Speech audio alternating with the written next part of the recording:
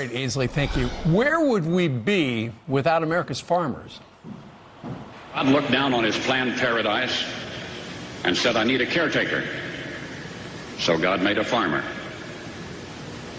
God said, I need somebody willing to get up before dawn, milk cows, work all day in the fields, milk cows again, eat supper, then go to town and stay past midnight at a meeting of the school board. So God made a farmer. That is from a famous commercial a couple of years ago for Ram trucks with the voice of Paul Harvey. But in the meantime, video has just surfaced from 2016 suggesting that Michael Bloomberg does not think that he thinks he could teach anybody to be a farmer. All you got to do is dig a hole, plant a seed, boom, you got crops.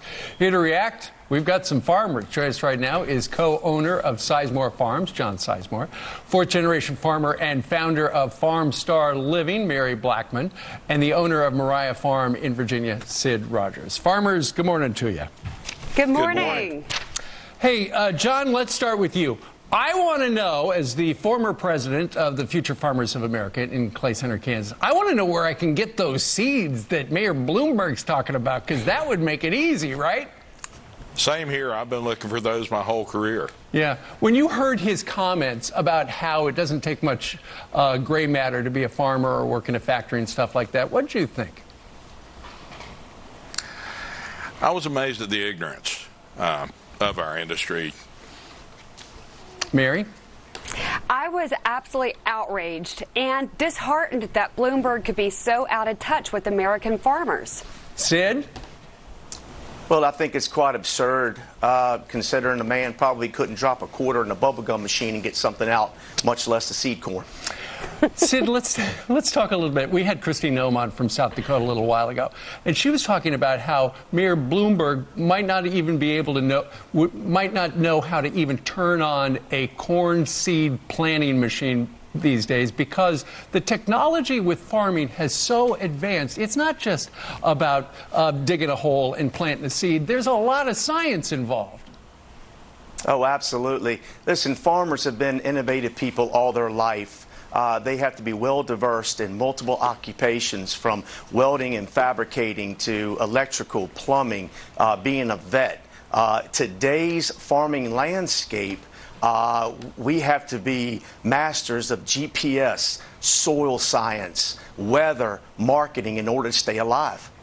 John, with your business, tell us about how you have had to adapt. When you first started, farming was a little simpler, but as Sid just said, things have gotten more complicated, and unless you change with the times, you're going to get run over by them.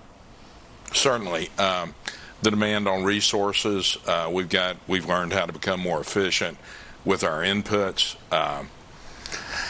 We've become more productive against our competition, and things like that. And Mary, in your business, you know, I grew up in wheat country in Kansas, and sure. And it's one of those things where you've got to plan so far in advance how things are supposed to work, and then you got to pray Absolutely. that it rains, and pray that there's sun, and pray that there's not a flood, and there's a lot of praying involved in this, along with some science.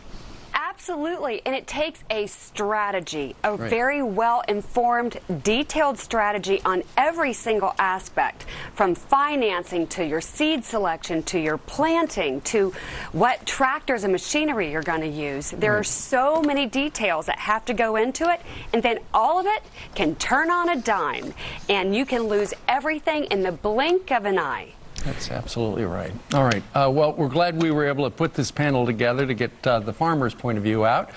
John and Mary and Sid, thank you very much. Thank you. Thank you. Appreciate being here. You bet.